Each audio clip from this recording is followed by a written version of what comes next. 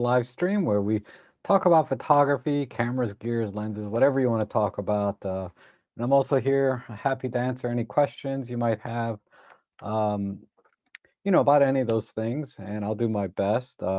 But mainly, we're here just to kind of catch up as a photography community and see how everybody's doing. I'm doing well, thank you. And wow, I just had such a busy week with photography. Um, So tired, but I really didn't end up with too many photos after all was said and done. Uh, I mean, most of it's because I was out with groups, right? I was out with some people on Thursday or Friday. Then I went out again yesterday to two different events, and wow, I'm exhausted. I see Seraphin's here and Eric. Good to see you, Zach. Good to see you. Um, So let's see. Already starting off with a question here, and let me know the audio and video is okay. Everything looks good here on my end, but you never know. So Seraphin says, I went to a state park called Paynes Prairie here in Florida. I had no idea this amazing place existed that had wild bison and wild horses just roaming the plains. Need zoom advice since I'm all primes. Okay. Well, I would assume you're in fairly good light. So the 40 to 150, uh, either the Pro or the kit lens or the F4, they got like three different variations of that. Any of those would be fine. I think the 40 to 150 is probably your best bet. The kit lens one, it's a very sharp lens and it's fast enough starting at f4, and it only goes to 5.6 from there. But from there, I'd probably maybe consider the Panasonic 35 to 100 2.8 as well. And then last, I guess, would be maybe the 75 to 300. I don't know how far away these animals and bison are. I mean, bison, I would think you'd probably need the 75 to 300. You don't want to get close to those at all. The horses, you can probably, they're usually the ones I've run into that are just kind of wild like that have been pretty tame. Again, you never know, but consider 75 to 300. It's on sale now from OM Systems and everywhere for $349. So it's kind of a no-brainer. I think you should get that lens no matter what, at that price point especially. Uh, and the 40 to 150 kit lens, I think is a no-brainer. It's selling for between $100 and $200 everywhere. So you can get two lenses for about 500 bucks, and they're both excellent lenses in good light. Um, so that's where I'd start because you primarily use your primes. Looks like, which I prefer to use, but I'm kind of shifting back to zooms a little bit now. I'm a little disappointed in my Pentax zoom, but I'll talk about that later. And on the pro side, I guess any of the pro zooms, there's really only the 40 to 150.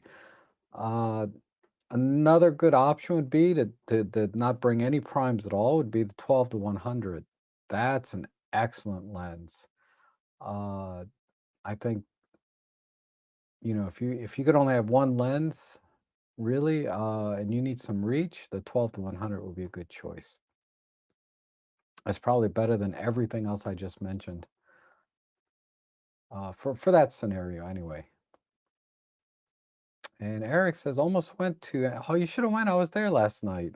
Um, Wonder if they would have cared if I brought my fixed lens camera there. Why?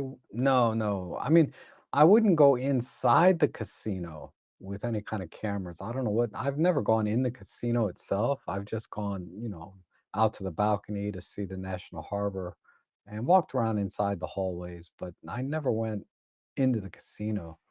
But yeah, I wouldn't I wouldn't bring a camera in there, but I've never tried. So,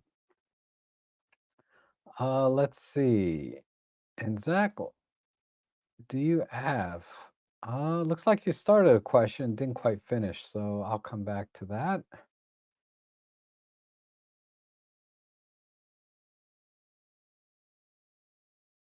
And good morning, Eric? Oh, sorry, we did that.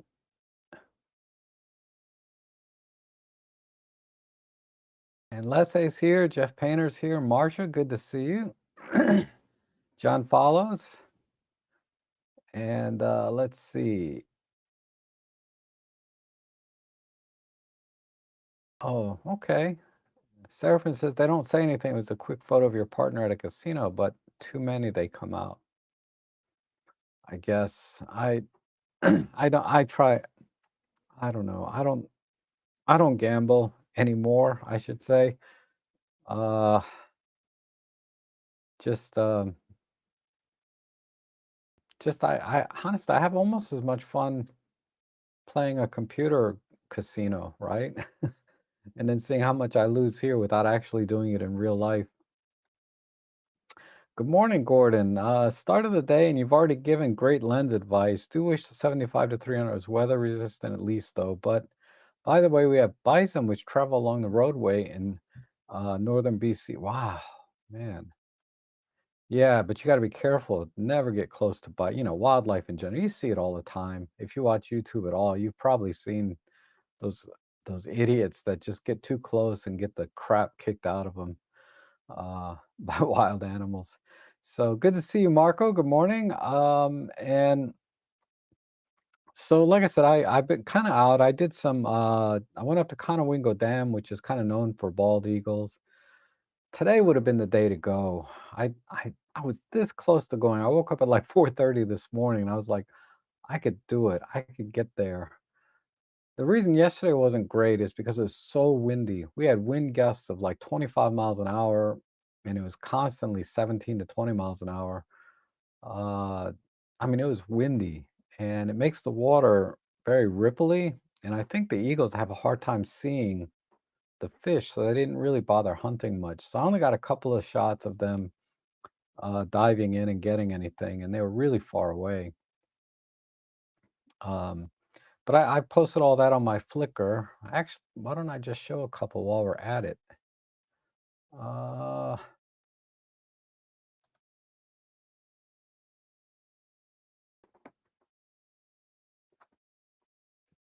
so we'll talk about some of these here. So here's one. This is, I guess they call this a juvenile. And yeah, this came out really, really good. He caught a fish. You can see it up in here in his talons. And wow, and this is the 300 f4 with the uh 1.4 teleconverter on my OM1. I'm still on the old version, 1.6 or 1, I don't know. I haven't updated to the latest firmware yet. But as always, I put all the, you can see all the EXIF data here.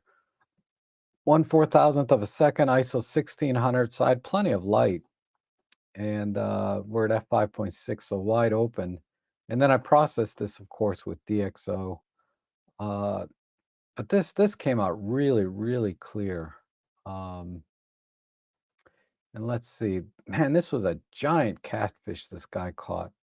And it bit him. So he was bleeding a little. It's hard to see, but you can see a little blood on his fingers and stuff.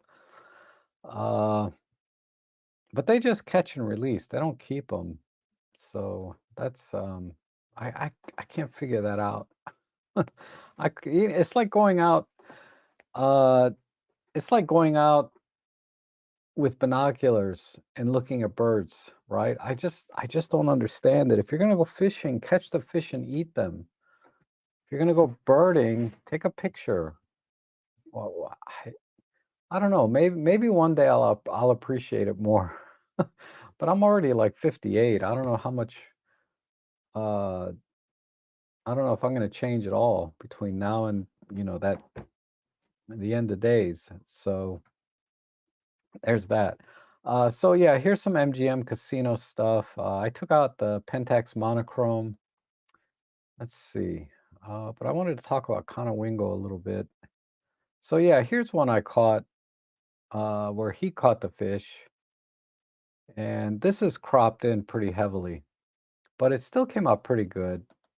I don't think my shutter speed, yeah, my shutter speed was a little low at 1/2000, but at that distance, I'd rather have, I don't know. I was lucky there was good light. And this is just before he caught the fish. Uh, so I got the, classic talons coming out, and I think that's all I got so far that I thought was worth posting. Most of the Oh, here's another one. This one came out really good. This is almost a full adult eagle. You can still see a little bit of the dark feathers down here, but probably, within the year, probably be fully fleshed out, all white feathers here in the tail. But this one came out really, really good too. Very, very sharp, great detail in the eyes and feathers and everywhere. And let's see, I was at 1/2000 at 5.6 again, ISO 320. So yeah, I couldn't ask for better light. And he's happened to be flying pretty close and into the sun. So yeah, it's about as perfect a shot as I could get, I think. And this is the juvenile. So again, this one I'm at 1/4000 ISO 400. So I had plenty of headroom on the light. But this one is not really cropped at all. It's just basically a square crop. I was able to fill the frame with this shot, or fill the frame of this eagle in the shot. So I got really incredible detail all over the place in this one. I mean, you can even see the feathers, the fine detail here in the feathers on the wing and the pupil of the eye. I mean, it's rare I get that close to a bird. And if you look at the size, so we know our 20 megapixel sensors are 38, 88 pixels tall. So this was just a square crop. All I did was crop off the left and right of this, plain blue sky. But everything else, you can see, I almost filled the entire frame with the bird. So you just can't ask for better. And of course, the autofocus was spot on. I was really happy with that shot too. Um, so there's that. And I used this backpack yesterday. This just came in. I bought it for like 50 bucks. And by KNF Concepts, I might do a mini review on it and talk about it. It's not bad. It's pretty good bag. Functionally, it's very, very good. I just have one little gripe with it, uh, in terms of workflow, but it's not a big deal, not a deal breaker. It's a really good bag. And then, of course, Ellie. The whole reason I got into photography is take pictures of my dog, uh, starting with Riley, who was before Ellie, and now Ellie. And this was last week. I think I showed these images from National Harbor from last week. We did some more fireworks this week. I don't think I posted any fireworks pictures yet. I haven't quite gotten there. I've been working with my monochrome images. So yeah, so the 75, I'm sorry, the 300 f4 with the 1.4 teleconverter gives me a 420 millimeter uh, focal length, so it's an equivalent 840. And even then, it's tight, meaning it's not tight, but it's just not enough reach sometimes. Uh, Now, if I had the 150 to 400 with a 1.4 teleconverter, I'd be closer to a 1400 millimeter equivalent and still tack sharp. And one day, I saw a guy out there with the big white, the 150 to 400. Actually, I could have used Dave's uh, 100 to 600 or whatever that new lens is. That while that's on sale, I might get that because I could put my teleconverter on that.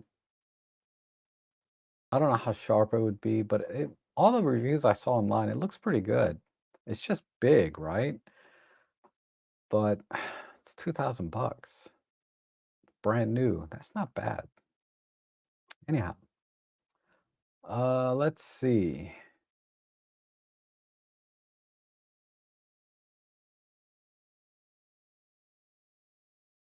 Start of the day and you've already given graded lens advice. Do you wish the 75 to 300 weather resistant at least though? By the way, we have Bisons which travel. Oh, God, I just read that.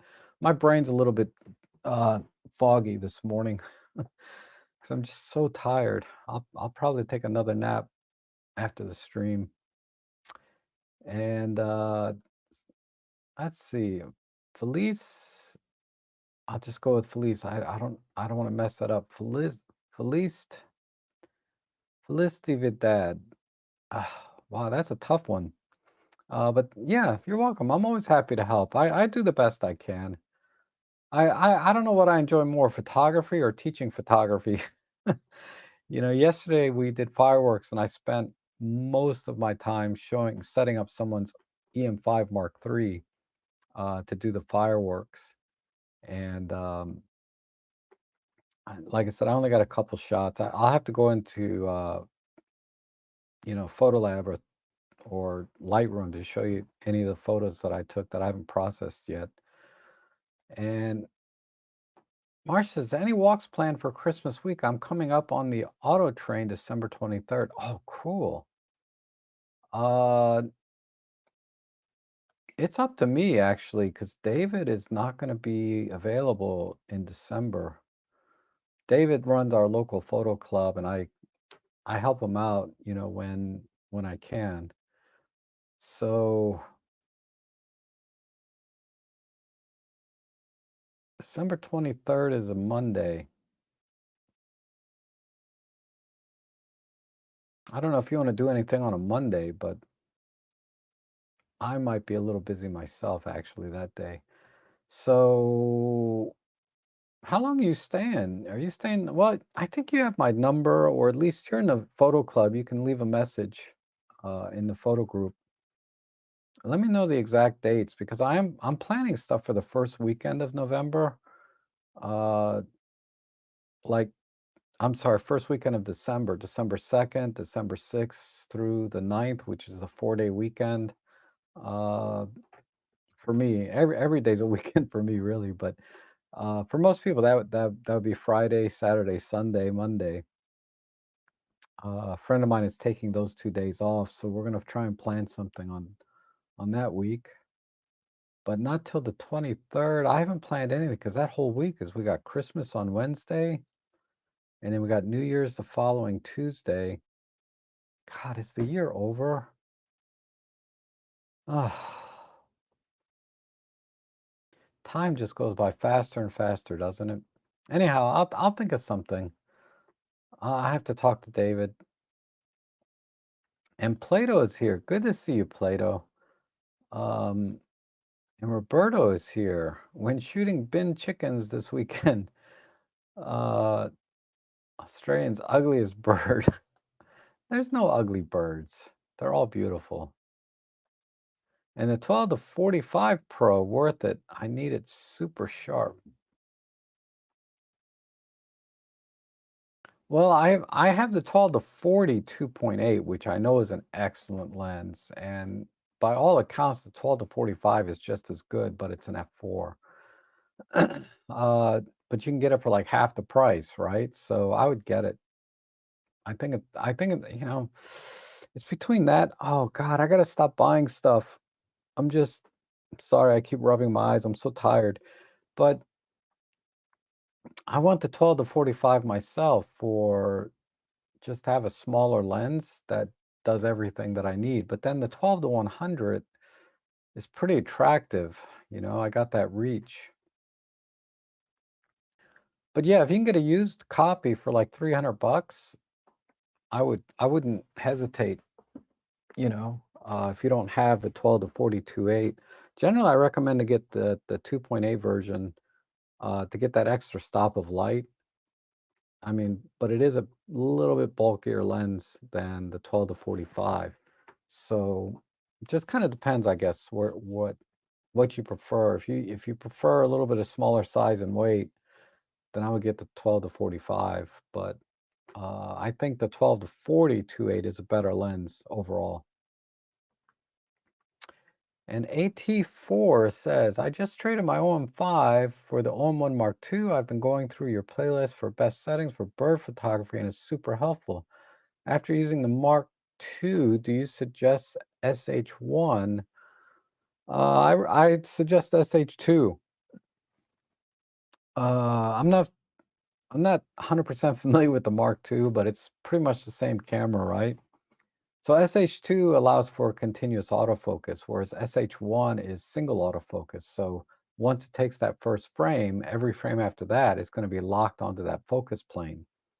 Whereas continuous autofocus for birding, you got to have continuous autofocusing. So use SH2, and I like to use 25 frames per second. I mean, I could do 50, but that's just too much. I'd rather have 25 frames, and then I get like a 4-second burst time, right? At 25 frames per second. And that's more important than, I think, 50 frames per second for 2 seconds.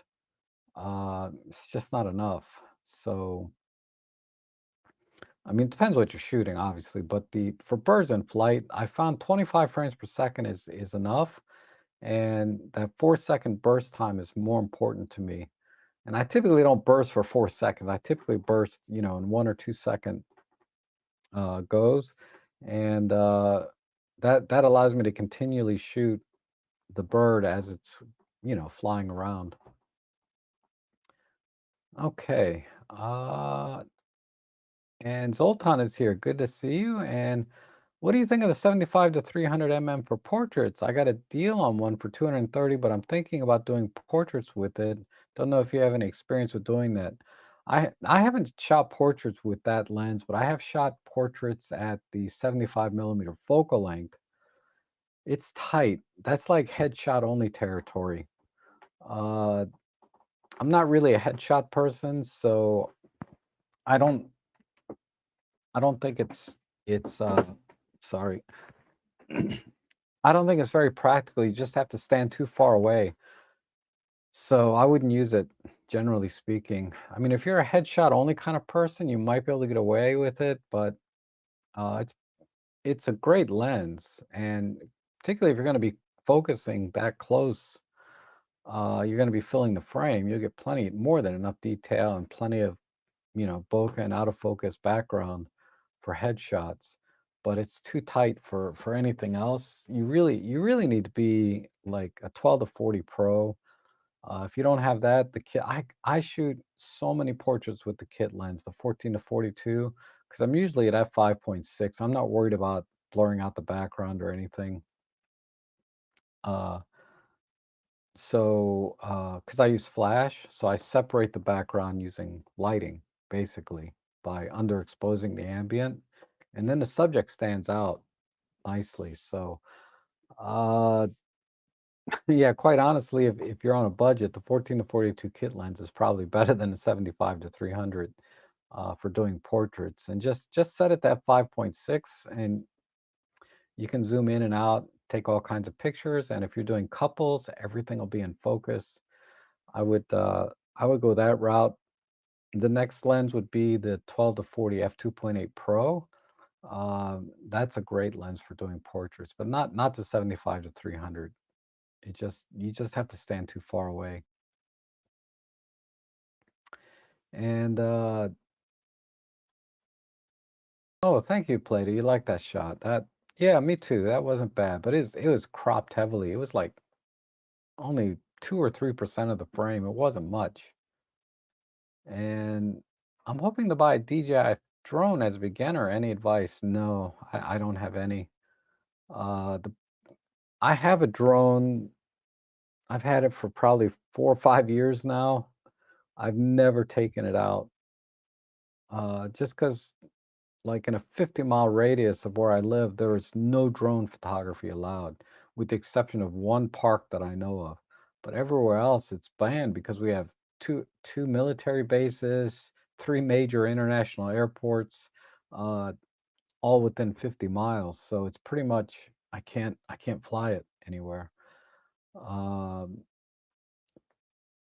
but yeah, sorry, I'm not a I know nothing about drones. And oh, Roberto's here. Okay.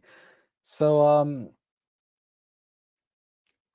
I guess I've been, I bought that Pentax Monochrome, this guy here, a couple of weeks ago, I guess. It's been a couple of weeks now. And I'm just loving the experience of shooting in black and white only. Uh it just I mean, I was always content with shooting black and white on the other cameras and putting in black and white mode. But it's very, very different when you're just forced to shoot in black and white and you know you're not going to have any option to try color. Uh, so it's a little different for me anyway, but the main thing is I do see a difference in the tones, and it's really amazing. I did get a new lens for it this week, the 55 to 300 PLM, the Pentax zoom, because I want to try some super zoom landscapes with this as well. Eventually, if I can get out to a landscapey area. But I'm I'm thinking I'm having a hard time with this lens, this kit lens. This is 18 to 55. Uh, on our own system Olympus cameras, the kit lenses are fantastic. I mean, yeah, they can be sharper, of course, but for the most part, I don't find myself unhappy with any of the images that I take with the kit lenses on the Olympus cameras. I'm always able to get the sharpness I want, contrast, color, whatever. I've always been very, very happy with the kit lenses. And this lens, I'm struggling a bit. Particularly the corners are soft and uneven, and it's messing up my panos and things. So if anyone has any recommendations for a kit lens, I'm leaning towards the Sigma 17 to 50 2.8 because I've had that lens, or I have that lens for my Nikon system, but and it's excellent. It's not perfect, but it's really good. And I can get those for about 200 bucks. And I think that's what I'm gonna do. The other things on the short list are like the 20 to 40 DA lens limited, but I think the 16 to 50 uh 2.8, the newer one, is gonna be way out of my budget. I ain't spending 1,000 bucks on a lens for a camera that I'm not gonna use a lot. I mean, I use it a lot, but probably not long term. It's not gonna be like a primary camera. It's just gonna be for going out and having fun. And I found that I'm really so disappointed in the images. Uh, let me give you an example. So this is a 4-shot pano, right? Because the church, I was standing too close, and the church was too big to even fit at 18 millimeters. So I did 4 shots. And if you look at the steeple and the front door, the front of this church, it's perfectly fine. But then when you get out to the corners, and remember, this is soft here. This is not a depth of field problem. This is the way, because if you look here, it's soft right here, and then it's sharp up here. So it's the way that Photoshop stitched the images together. But it normally is not a problem if the lens is sharp corner to corner. And I think I was like at let's see, I'm at f5.6. So I'm a stop and a half. I'm stopped down almost 2 stops. And I've stopped the lens down to f8. It didn't really make much difference. Let's go to another example. I don't know if this is a good example. This is a pretty good example. So right here it's sharp, and then right here and this is not a panel. This is a pretty much the full frame. I didn't crop at all on this image. This is what I took. So I'm getting some pretty heavy field curvature in the corners as well, because it's soft here, but then sharp in this corner, then it's soft here. So you know, it doesn't bother me as much on this image, but when I'm doing images like this, where I'm stitching 3, 4 images together, the intent is to get a tack sharp, high resolution image across the frame, and this kit lens just ain't cutting it. This is really bothering me. Uh, so, so yeah, so I'm leaning 17 to 50. Because that'll replace, the other option is to get the prime, but I don't know if the 21 millimeter DA limited lens is going to be wide enough for most things that I would do with it.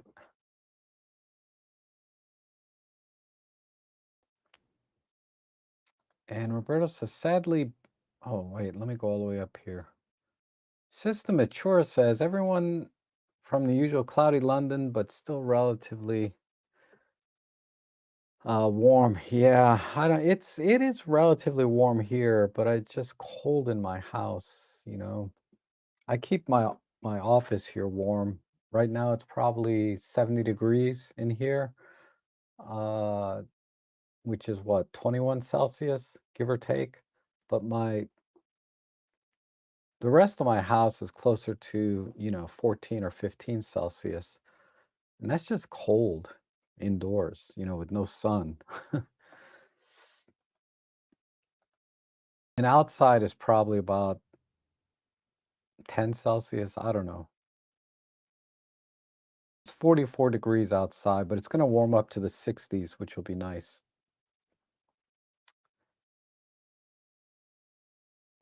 And Roberto says, sadly, the ibis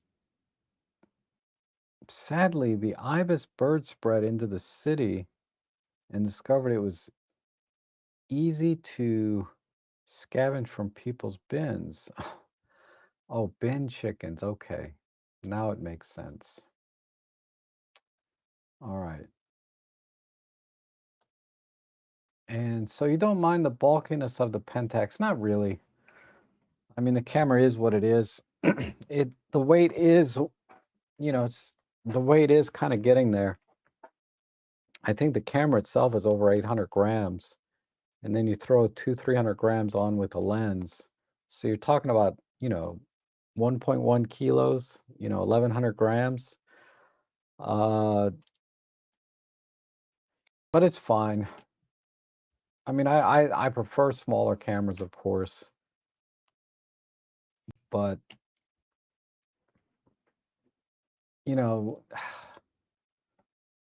like this camera technically is lighter, this Sony, but it feels heavier because it's a little bit more compact, but it just, this camera. I mean, it takes nice pictures. I just don't like using it. Um, I'm, I actually really like using this Nikon DF over that Sony, even though it's only 16 megapixels, and this is a great camera. Anyhow, but there's no substitute for the Pen F. I really like my LX100 Mark II and my Pen F as far as small everyday cameras. Those are great cameras. Still my number one choice, my Pen F or my LX100. I really like both those cameras. These other cameras, these bigger ones, are kind of novelties, right? Because the Sony has 61 megapixels, the Pentax is a monochrome, the DF is just kind of a vintage DSLR, which, these are all kind of just specialty cameras for me. And then the OM1 is also, that's my workhorse camera. I do my photo jobs with that, and I do birding, so it's really a dual purpose. But I don't use it much for anything else. It's certainly capable, right? But I only use it for those two things primarily. I don't take it out with me if I want to do any kind of like photo walks and uh, just everyday type stuff. I'd much rather take the Pen F or um, the LX100. And Marie says, the other reason why I thought about buying this lens is for a friend. He does a lot of stage work shooting from the crowd trying to get bands, but I'm wondering if the apertures, it's gonna be a little bit, I mean, even with DxO, uh, it's gonna be a little rough. But the good thing is I found I've done stage or I got a job this weekend actually for stage, doing a stage, but it's not going to be that, it's a small stage. But I've done large stages, and the stages are usually pretty well lit. So I don't think you'll have a problem with the aperture being a little bit slow. Uh, but you will be in the higher ISOs. I think a better person to talk to about that is probably Robin Wong, because he does a lot of stage type photography. I do it once in a blue moon, just a few times a year during the holidays. Uh,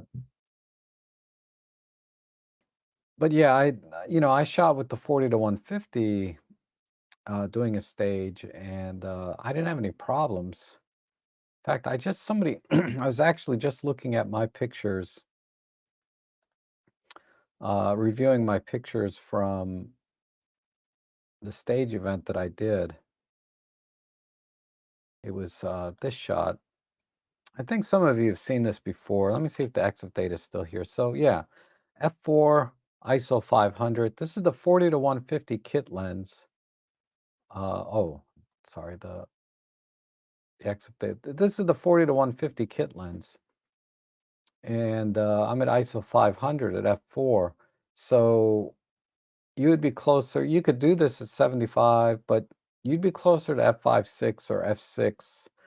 0.3, depending on how much you zoom with the 75 to 300. But I would recommend just the 40 to 150 for stage work. I guess it would depend how far back you are, but I, I was like probably fifth or sixth row, and I had the flexibility to walk around, but I backed up to probably about 10 rows back because I needed the elevation. So you can tell since you can see the floor here, I wanted the elevation so I could take the shot a little bit more straight on rather than pointing up. So I didn't like getting in the first, 5 or 6 rows is a little bit too low to the ground. So backing up to the 10th or 15th row, I forget exactly, but I backed up quite a bit so that I could get some elevation. And this was perfectly fine. This is another shot. This one was a little higher ISO, I think. Yeah, just 800. This one I shot with the 75 millimeter um, f1.8 lens. So if we had to add we'd have to add like 3 stops to this. So we'd be at what, 3.5, 5, 6, and so that'd be 16, 30. So I'd be closer to the ISO 3200 for this shot, maybe even higher, but I would say 3,200 to 6,400, somewhere in that range for this shot with the 40 to 150 or the 75 to 300. And in that case, you're going to have a problem. So you'd have to process, using some sort of noise reduction. But anyhow, like I said, most stages are pretty well lit, but you're going to be you're going to easily be in the 3,200 range pretty quickly, depending on the scene. Because the lighting changes on the stage a lot too, right, for different scenes. And I imagine in rock bands, they change the lighting a lot. It's always flickering for excitement, right? But again, Robin Wong does it on a regular basis. Uh, so he'd be a better person to ask about that lens using it. But I can't see using 75 to 300. That would be tight. I would think 40 to 150 would do.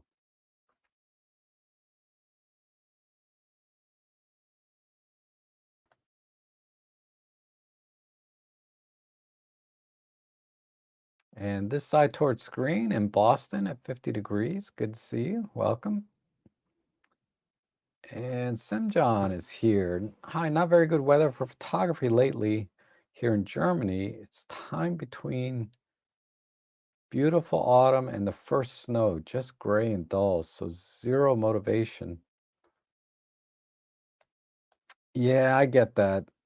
Uh,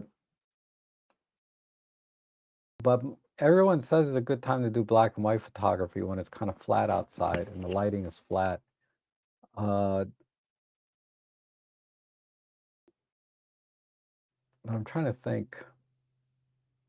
Yeah, cloudy weather's, yeah, not always the most interesting, but you can still get great shots. It's great for street photography. Really, cloudy days, when the light is flat, it doesn't matter. You just have to do a different style of photography to embrace the softer tones and the lower contrast. Try some high key photography maybe. What's your take on the XM5? So, looks like a fine camera. I really like the sensor they put in it, the 26 megapixel. I had that sensor on my X-T30 when I used to have that camera.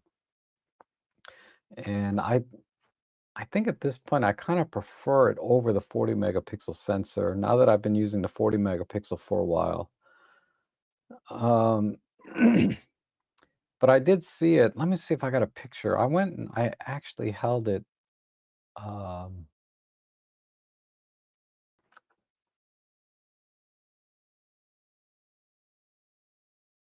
I know I have a picture of it. And I'm not showing you the picture just to show you a picture of it, because we all know what it looks like. It's just a little bitty tiny box of a camera. Nothing.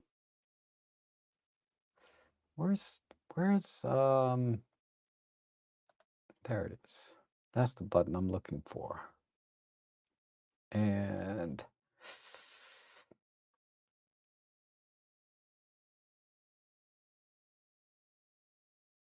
so I went to a photo show and I looked at it and I put it side by side with the Pen F. Now it looks huge here next to the Pen F, and here's the X-T50, and this is the X-106.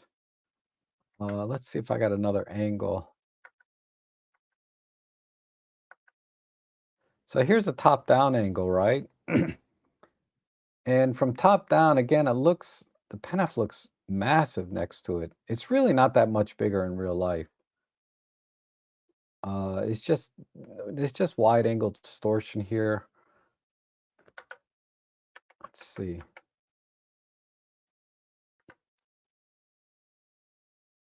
But let's just zoom in. Uh, but yeah, the build quality was excellent.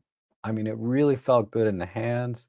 It didn't feel like a cheap camera, and I like that they're using a standard mode dial. I was never a big fan of these ISO shutter speed dials that they like on the XT5. I was never a big fan of this scenario.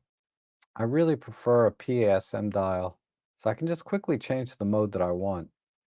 And I don't have to double check, okay, which dial is not in the right place, right? Is it my exposure comp? Is it my shutter speed? Is it my ISO dial? I don't have to look at three different dials to figure out why my exposure is off. I can just put this in the aperture priority, and then all I really have to look at is the exposure compensation dial. Um, if I think my exposure is off. This dial over here, this is a total waste. I think this is, the film simulations are fine, but to me, this is a waste. They should have used this dial for something else, if anything. And let's see. I guess, what I'm saying is it's very well made. They went with a PASM dial, and it's nice and compact. The problem with the XM5, the deal breaker for me is no EVF, right? Number one. Uh, that above all, right? But the other thing is, you're pretty much stuck with using the smaller primes that Fuji has to offer. And they have a lot of great small primes, right? Their F2 series, their F2.8s primes are all excellent and perfect for this camera. But even when you look at like this kit zoom lens, this kit zoom lens is pretty big on this camera. And this is their smallest zoom lens. And this is collapsed in on itself. It expands out, so it's even bigger. And it's just, I think to me, it's just makes the camera a little bit awkward because if you want to put a serious lens on there, like their 16 to 50 or oh crap, I'm so sorry, or their 18 to 55, like I have, it's too big and bulky on that camera. So yeah, it's an interchangeable lens camera, but you're pretty much stuck with just a handful of primes, I think, to make the camera enjoyable to use. As soon as you start putting any of their other lenses on, even like their fabulous 33 1.4 or 35 1.4 or the 56 1.4 from Sigma, the 16 1.4 from Sigma, all these lenses are kind of big and bulky on this camera. So for all those reasons, I don't think I would really enjoy owning the camera long term. Now, as a secondary camera, maybe. Like if I wanted to if I only shot Fujifilm, like I have the XH2 right now, this would be a great backup camera, great everyday camera, because there's so many times I don't want to take out my XH2 because it's just kind of big and bulky. Even though it's very comfortable to use and everything because it has a big grip, it handles the larger lenses just fine. Uh, the, you know, I just don't want to take it out sometimes because it's just kind of big and bulky and it doesn't really add anything that I can't do with, say, my Pen F or my LX100. So I don't like using it as an everyday camera.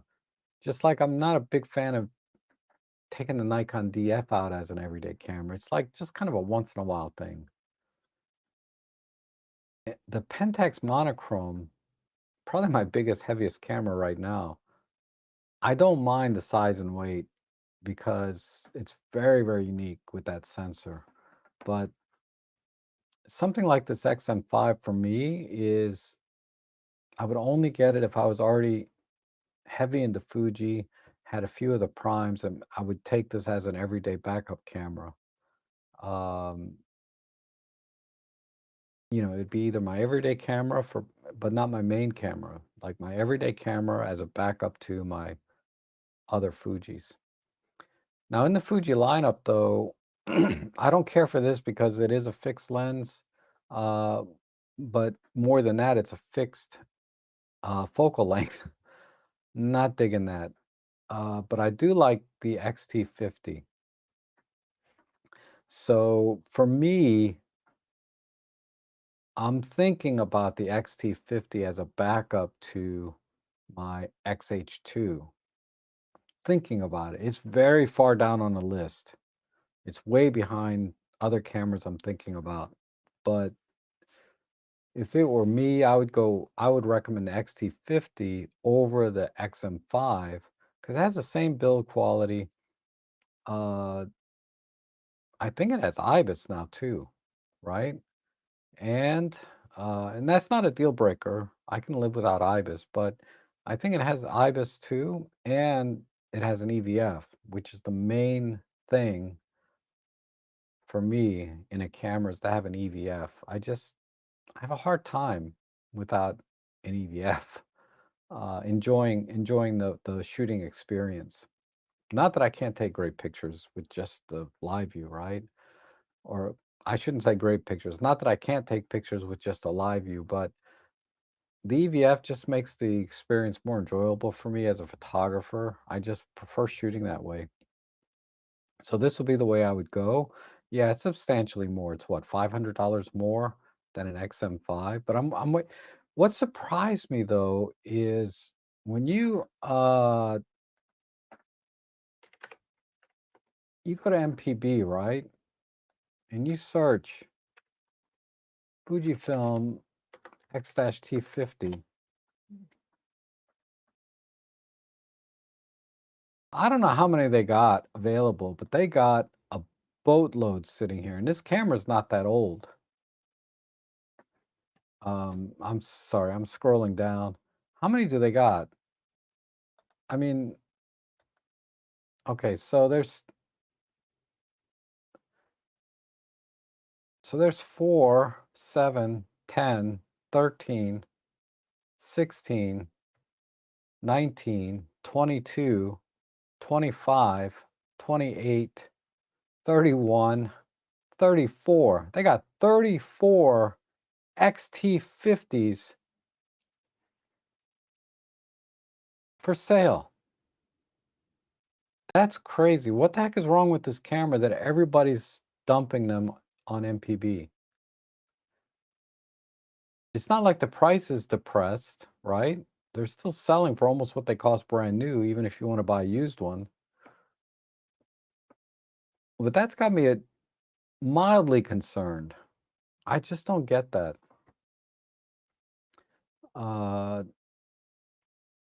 Because I was thinking, I'll just get a used one and save $200-300, right?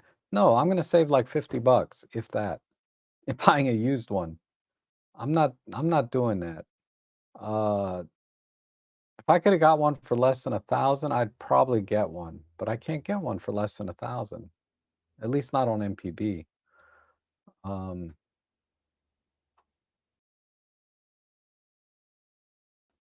but yeah, so that's what I think. I think it's fine. If you don't care about the EVF, it's fine, but I don't think it'll make a great everyday camera or like I think there's just better choices out there. I think the X-T50 is a better camera, or even the X-T3 or X-T4, X-T5, something along those lines.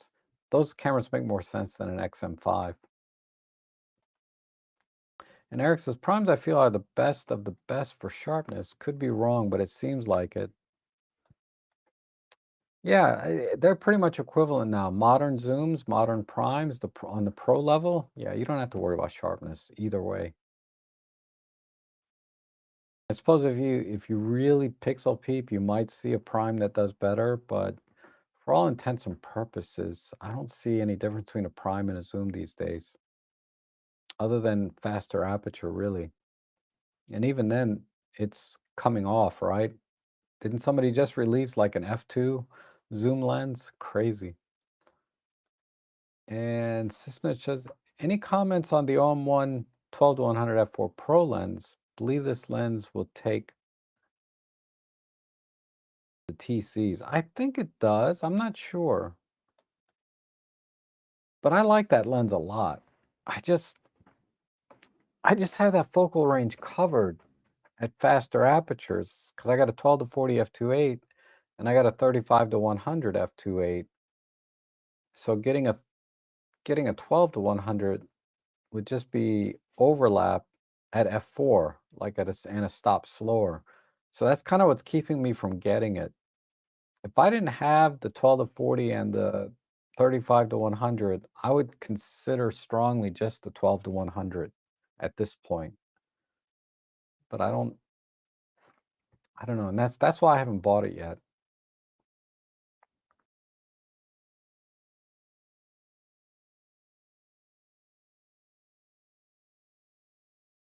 And Thomas is here. Good to see you. Wow, it's only 11 degrees Celsius there. That's cold. It's about what it is here, I think. Like in the low 40s. But it just feels cold. I hate the winter time. I hate it. I got my freaking 3 layers here. I got 3 layers on my legs. And I got my fluffy slippers on. And it just, even though it's almost 70 degrees here in my office, it still feels cold because I know as soon as I walk out that door, It's like 20 degrees cooler. And good morning, Wayne. Hey, Wayne. Uh, you had an interesting question that I have addressed to you. I have answered, but someone asked me the same thing yesterday from the photo club because I'm testing this. I'm so late on this lens review. I gotta make that review today. I gotta do it. Anyway, so I had my Sony camera out and my Pentax. I didn't bring my Olympus camera. I normally bring my Olympus out for my photo walks with the club, but this time I didn't. And he was asking me, and he was asking me, because he shoots with the M1 Mark III that I sold him. I sold him my M1 Mark III when I bought the OM1. But he asked me, is the full frame worth it? And without hesitation, I said, no, it's not worth it. Uh, I mean, they're nice, but it's not worth it. I just don't see any reason to switch systems, right? Because that's usually what people are asking me, is they're asking me because they're thinking about switching systems. It's fine if you just want to have a full frame in addition to your primary system, assuming it's not a full frame. But let's assume you're a Micro Four Thirds shooter. Yeah, buy any other camera you want and enjoy it. But when somebody asks me a question like that, I assume they're thinking about switching systems. And from that sense, and I would say this is really true no matter what format you're shooting right now. If you're shooting full frame already and you want to switch to APS-C or medium format, I don't see any reason to switch at all, ever. Whatever camera you have will do just fine. I've not run into a system that made me want to drop my Micro Four Thirds system. Uh, and if I was fully invested in any other system like Sony or Pentax, there's no reason for me to drop them and switch to Micro Four Thirds unless size and weight is an issue, right? Because the size and weight, man, I went out yesterday and I'm shooting with my 300 millimeter f4 with teleconverter and OM1, and my friend is shooting with Sony. I think it's an A1. I don't know. Anyway, Sony A1 and a 600 f4. So again, $20,000 in gear sitting there. It's not worth it. I don't think it's worth it to switch systems because my system is so much smaller and lighter and with good technique. Like, I really like the images I got yesterday from that shoot. I don't see $20,000 difference between my OM1 and the Sony A1 with the 600 f4. And you can watch plenty of videos online uh, that will say the same. And I was laughing with Eric. Eric was there yesterday. Not Eric Lindquist, but another Eric. Uh, oh, we were laughing about something.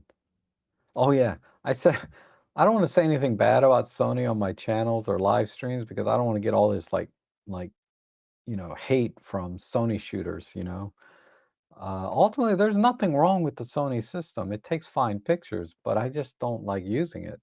It's got nothing to do with the camera. Again, that's all here, right? And up here. Um, as are most things in life, there's nothing wrong. Uh, you have to look at yourself to find out what the problem is, right?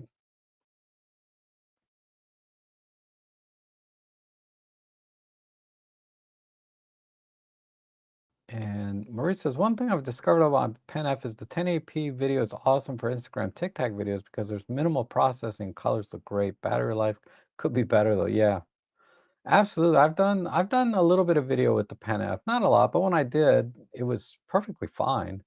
And you can apply art filters to your videos as well, which is kind of cool sometimes. Um, but I think it takes great video. People say it doesn't take good video, but I was like, it's fine, You're not making a movie, you're just recording, your life. And uh, it does great for that. And Jeff says, don't forget the thumbs up. Oh, I appreciate that. And I think I saw someone just join too, right? Maybe I'm wrong. I I do offer memberships now, so if you guys want to support the work that I do here, I have the most basic membership, 99 cents a month. I don't offer anything at higher tiers. Just so you can support the work that I do here on YouTube and also offline helping photographers. So if you want to support the photography community and the work that I do to support the community, you can become a member for 99 cents. Or you can buy me a coffee. Because God, I don't know why I slept a good 7 hours straight. And I'm just on the edge here. Like if I lay down, that's it, lights out.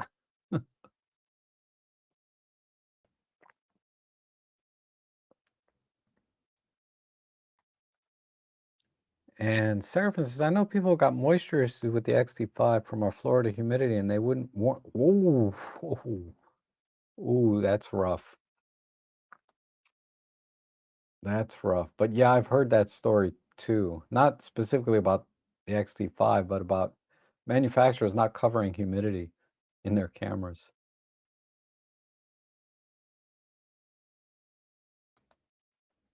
Scott was gifted a membership. Oh, okay. Thank you for clearing that up. Um, well, congratulations. Or not congratulations, but thank you, Semjon. Or Scott. I'm a little confused. Scott was, so you're speaking third person? But either way, uh everything, any support that I get from you guys is always appreciated.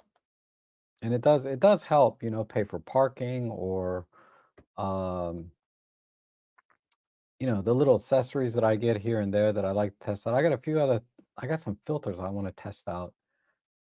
Um, and Gordon says the XM5 is right size between the OM5 and the RX100, quite small given the sensor size. Yeah, it's a tiny camera. It's smaller than the X100 even. Bigger than the RX100 certainly. But that the lack of EVF is just a deal breaker for me. Because photography for me is about the experience, and I just have a better experience with an EVF. Oops, I read that one. And oh, you meant the XT50, not the XM5. Okay. Yeah, the XT50 is pretty attractive, but I don't understand why there's so many used ones for sale. Because it's not a hot selling camera. Maybe it is, but I just don't understand. And David says the RX10 Mark IV has a really good fixed lens. Glass is surprisingly yeah. Uh, that is an awesome bridge camera. Well, it's not a bridge camera. The RX10 is the smaller one, but I think that has the smaller sensor, right? But yeah, it's let me just look at it. Hold on. Before I say anything else. Yeah, we're talking about the bridge camera. This guy. I think bridge cameras are great, and this is one of the best, if not the best bridge camera ever made. Uh, yeah, fast lens, tremendous reach, great image quality, everything, really, a lot of features, everything you'd want. But my God, I guess that's not bad considering you don't have to buy any lenses after you buy this camera. So, uh, yeah, it's a great fix, but it's bulky, right? But if that's your only camera, I think it's great. If it wasn't like just I don't know, I prefer the LX100 Mark II. It doesn't have obviously the reach, but my LX100 Mark II, it's probably my favorite fixed lens camera of everything out there right now. Assuming I don't need the reach. If I needed the reach, then yeah, RX100, RX10 Mark IV, definitely, if I need the reach. And Simjohn says, I have an OM specific question. Is there any way to adjust minimum shutter speed to 200 on the OM5 when using aperture priority? I can't find it. I don't have an OM5, but I would imagine if you look under the auto ISO settings, that's where you would find it. 'Cause the OM5 has the EM1 Mark III menu. I think that's where you would find it.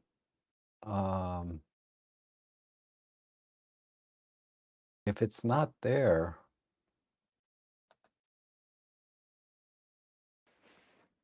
that's where it has to be. Somewhere in the E menu, the exposure menu. Look right around near where the ISO and auto ISO settings are, and if it's not right there on the surface in that E menu, go into those ISO settings, and it should be in there.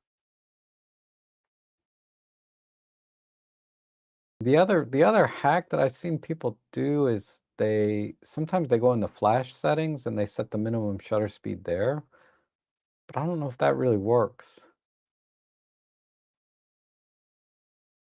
But you can try that as well. But it's definitely the auto ISO. If it's not in the auto ISO settings, then that's a feature that's not really available. Because like my EM10 Mark IV, or I'm sorry, my EM10 Mark II, I have to be very conscious of the shutter speed because it doesn't have a minimum shutter speed setting.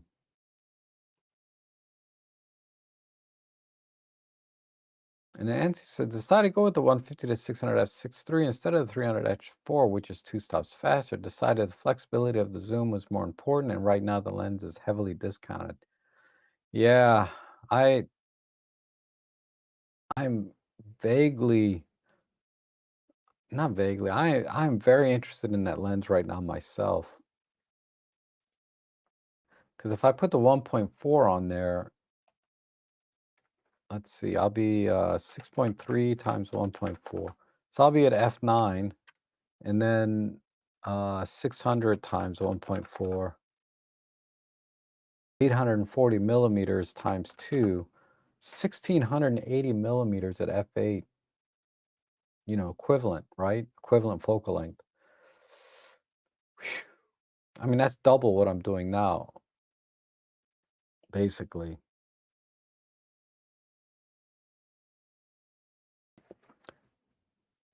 But the question is, do I want to carry that size and weight? And how much sharpness am I going to lose? I don't know. It's tempting. It's tempting, but I'm going to wait. I'm going to wait. Maybe get it on used market later. Maybe I can get it for well under 2,000. Then it might be worth it. Because even at 2,000, I'm hesitating a little because it's a lot of money for me. 2 grand. I mean, for anybody really, but it's a lot of money to spend on a lens that I'll use only once or twice every couple of months. Uh, I might use it like once every other month. I wouldn't use it that often. 'Cause I'm not a huge birding wildlife person. I enjoy it when I go, but I'm not huge on it. I just go every once in a while. And the 300 f4 is more than enough. It just sometimes I just wish I had more reach. And let's see. Paul says, went out this morning, but no wildlife about. Only managed to capture some interesting cloud formations I can use for sky replacements. Yep. Had days like that. And Rob, are you still leaning to the Deluxe 8? I may get one, but I want to see if and what OM releases this year. Yeah. I have the LX100 Mark II, so my gas for the Deluxe 8 is pretty much tempered. I do like the styling of the Deluxe 8 better than the LX100, but I don't think it's going to give me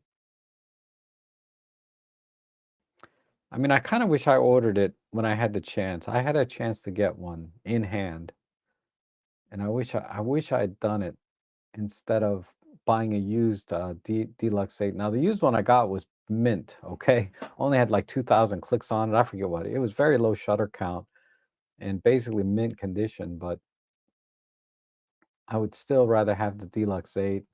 Uh, just I like the look and the looks of it better. I haven't felt it in my hands yet, but we can assume it feels very high quality. But the LX100 has more features, right? Because I don't think the Deluxe 8 has like in-camera stacking or pro photo capture and some of the other things that Panasonic is known for in terms of special features. There's a much more simplified experience with the menu system and features. So it's just basically taking pictures, but I don't think the image quality or any other things that, I would really care about were improved. Um, I don't know. I still want that camera a little, but I got so many cameras now. I can't just keep buying cameras every day. I got to return one. It's like a $50 camera. I hope I didn't miss the return window. Oh, it actually prints pretty nice. It's a little photo printer with a camera in it. It prints actually pretty good prints in black and white, but it doesn't save anything to the camera. There's no SD card, and there's no way to use the app or plug it into the computer to get the pictures off of it. It just doesn't save any pictures. And I'm like, well, I don't know if I'm gonna like that.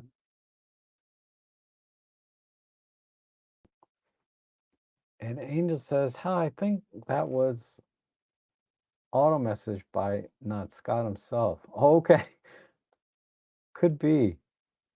I know it's kind of it's always weird to me when people talk in the third person, right? Can you imagine if did the whole stream talking third person? Well, Rob went out this weekend and Rob took some pictures of some eagles and did some black and white photography, but he really didn't, you know, uh, like the 18 to 55 kit lens from his Pentax. He's having some problems with it. I mean, that would just be so weird to me. Or it is weird to me. People that when they speak in the third person, uh, there was a presidential candidate that did that time to time, and it just was weird.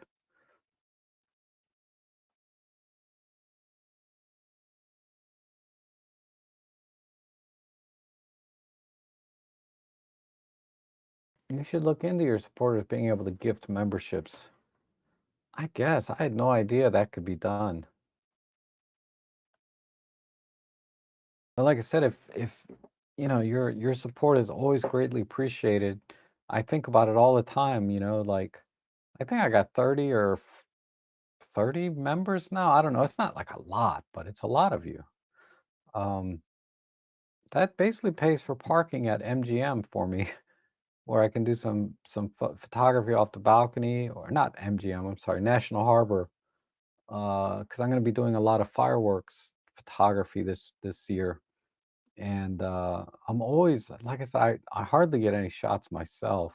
I'm always helping other people. Like I had to lend the person my tripod because they didn't bring a tripod to do fireworks. So all the fireworks shots I had were I was just resting it on top of the balcony fence, and it wasn't stable because you know it the the the railing there vibrates because people are leaning on it, and it's not steady either. Let me see if I can pull up those frickin' shots. They were awful.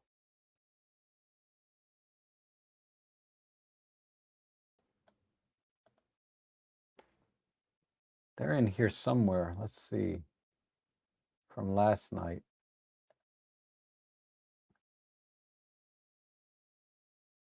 Oh, here. So if I pull up any one of these, well, this one's actually not bad. But you can see a little bit of motion here. Let's go to another one. Yeah, look at this one. this is just because somebody was, kicking the railing or something while they were watching the fireworks. So, the fireworks got all jacked up and then, all the lights and everything. But that's what I do when I go out. If somebody doesn't have a tripod, I say, well, just use mine. I can take the pictures another time, right? Because uh, I don't have a day job. I don't have to go Monday through Friday to work. If I want to go out and take pictures, I just go out, right? So a lot of people, when they come to the photo clubs, they are there just for that night. That might be the only opportunity they get to come and take pictures. So I do everything I can to help them get the best experience they can out of the photo walk in the club. Okay.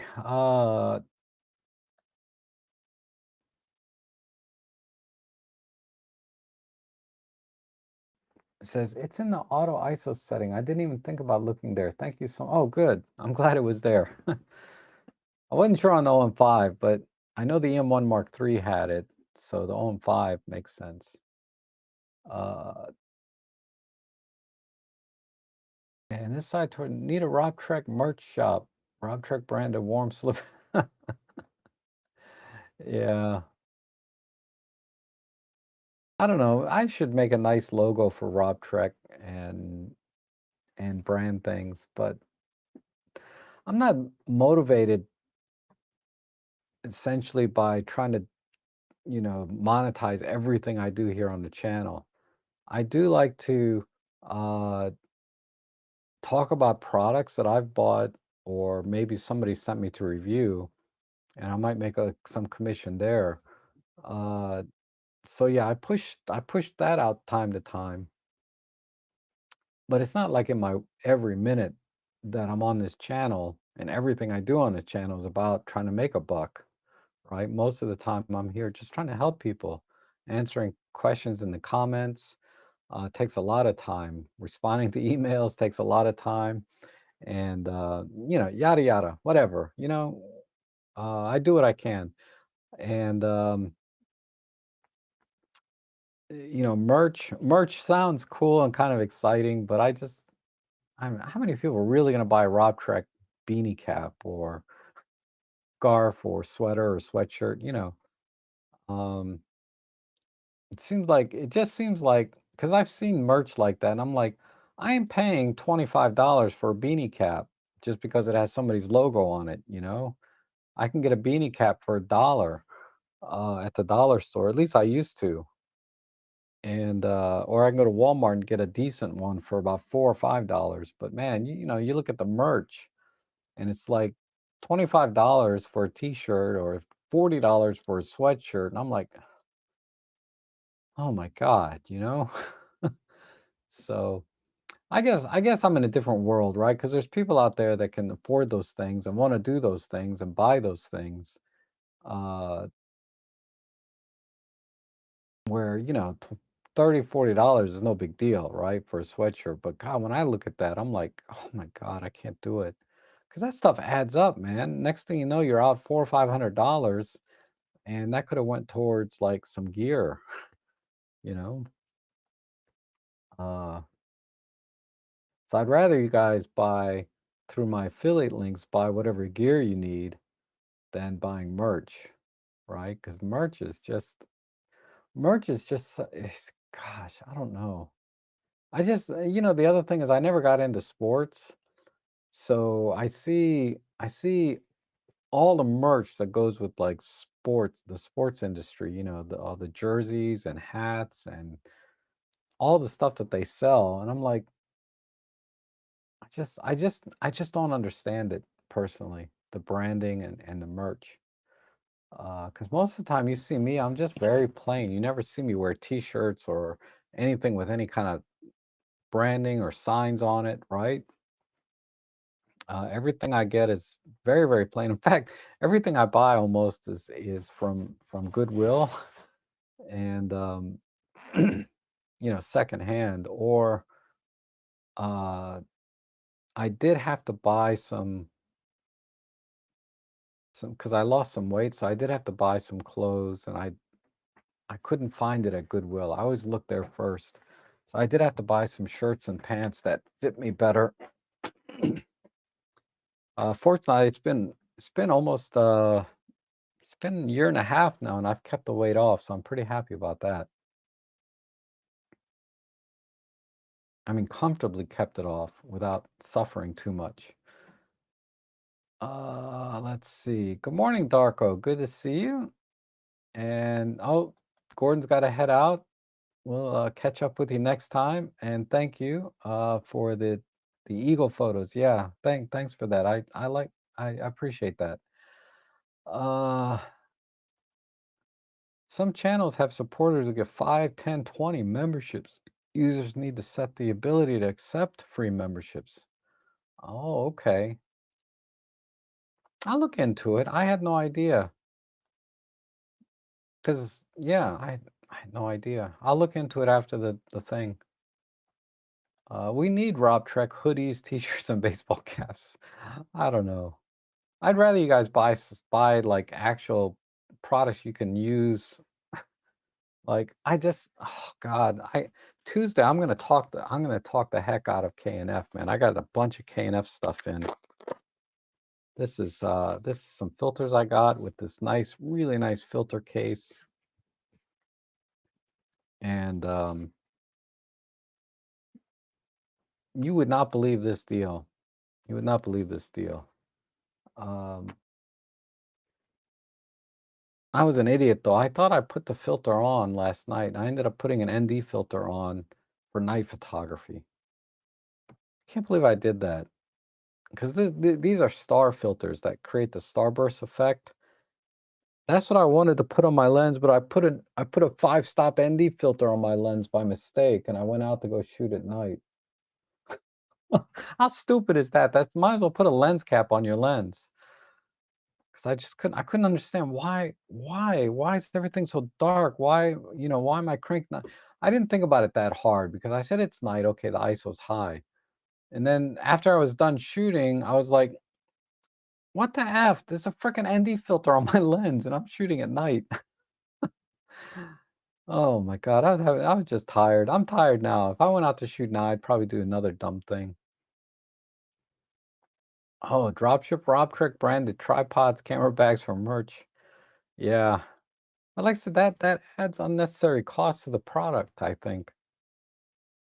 But I've seen that though, like on I forget it was AliExpress or one of those sites, right? Where if you buy like 100 or 200 of them, you can get them branded, like for no extra cost. But then I'd have to have them shipped out, or I'd have to give them to Amazon to drop ship for me, and then I pay Amazon. It gets really complicated if you actually want to make this a business and run this as a business, right? I'd rather just us get together as a community and talk about photography and gear, uh, than trying to run this as a full-on business. Um, because places like there's a lot of other channels, much bigger channels that have run it like a business, and I don't give them any flack for doing that, but it's a lot of work, right?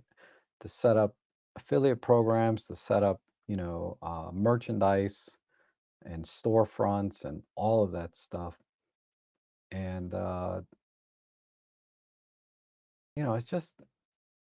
it just seems kind of like for what I want to do in photography, which is primarily just to help people, seems like a lot of work, unnecessary work. And suggestion for Rob Trek community group on Flickr, add a description so folks know what the community is and be able to find your YouTube. Also monthly cover photo with a member upload. Not sure what that is. A monthly cover photo with a oh, I see. Maybe. I haven't been in the community for a couple of weeks. I need to go in there. You guys always upload some really cool photos on Flickr community. I have to go back in there. I'll give that some thought because that wouldn't take much effort, right?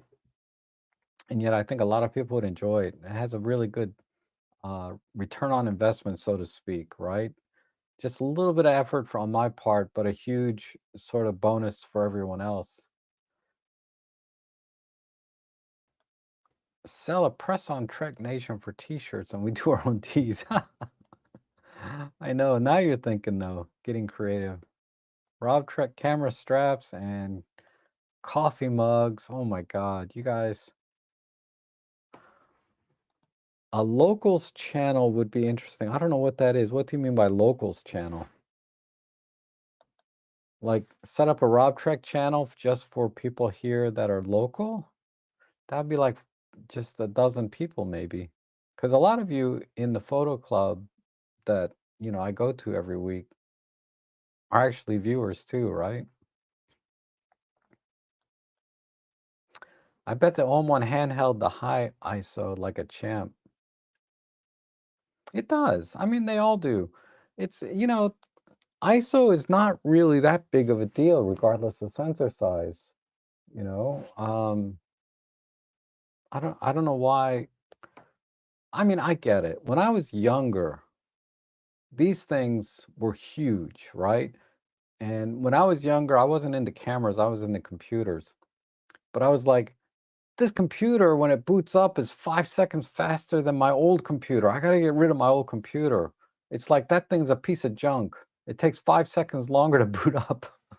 And I feel like that sort of mentality that is kind of a young person's mind, right? These very small differences are huge to them uh, in ISO performance. So I get it.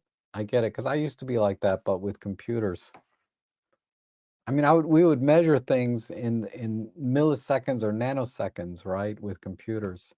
Uh, when we're talking about memory transfer speeds, hard drive speed, seek, read and write, all of this. Man, I used to look at that stuff like, and if it was just a fraction difference, I'd be like, man, this is like night and day. The old stuff's got to go. It's junk. And Robbie says, what variable ND filter would you recommend for the 12 to 40 Pro lens? Okay, so there's two ways you can go with a ND filter. So we'll start at a very high level. There's the variable ND filters that are very good but budget, right? They don't cost as much. But so optically you'll get very good quality. So I can recommend a couple that way. But the problem with them is they have a color cast, right? So you're going to have to color correct your images in post-processing if you don't do it in the field, but you always have to do it in post-processing. There's a definite color cast. So if your color is, and you can fix it pretty easily, but if color is critical to you, it's very difficult to fix it so it's 100% accurate, even with color cards and all of that. Going scene to scene to scene and the lighting's changing, it's a problem. I didn't find it a problem for the casual portraits that I do every now and then. And using the ND filter for long exposure, time to time. I don't care about the color cast because I can fix it enough. But if it's a problem, you need to buy the ones that say true color, right? True color ND filter. And it'll say that specifically in the description. This is a true color variable ND filter. The price almost doubles when you go to that class of filter because at that point, everything is optically the lens. It's going to be extremely good. It's going to have plenty of coatings and, for better contrast, and it's going to give you that true color. But even true color rendition ND filters still have a tiny bit of color cast. But it's so nominal that it's easily fixed and would be virtually be able to impossible to tell a difference in a blind test. So it's good enough for professional work. So that's at a very high level. There's basically two kinds, ones that are true color and ones that are not. The next thing you need to consider is, again, don't buy the cheapest one. You will definitely see degradation in image quality. So if you buy sort of a mid-range one, $30, $40, sometimes they go on sale down to about $25 in that price range. If you pay less than $25 for a variable ND filter, you're running a risk. Sometimes you get lucky and get a great one. Sometimes, yeah, it's crap. And your image is going to be blurry. They're going to look they're going to look like they have like a double image on them. Because I've had cheap ND, variable ND filters that were crap. So spend mid-range. K and F, as far as brands go, K and F and Newer, these two brands are very good. They have very good mid-range filters. Don't buy their cheapest one. They got cheap ones. Buy something kind of mid-range. And it'll say something like it has 28 layer nano coating or 30 layer nano coating. These are pretty good filters. You're not going to have to worry about the optical quality. You only have to think about the color cast, if you want true color or not true color. And then from there, we can consider the uh, the amount of light that it can reduce. The most common one are like 2 to 5 stops. So ND4 to I think 400, something like that. Basically, it's a 5-stop variable ND filter. This is the most common one that you'll find. So it's going to be the most budget friendly. So again, you're going to be between $25 and $40 for this kind of filter, and between $40 and $60 if you want the true color version. That's where you want to be, though, is Newer, K&F, these two brands, very good at that price point, whether you go true color or not true color.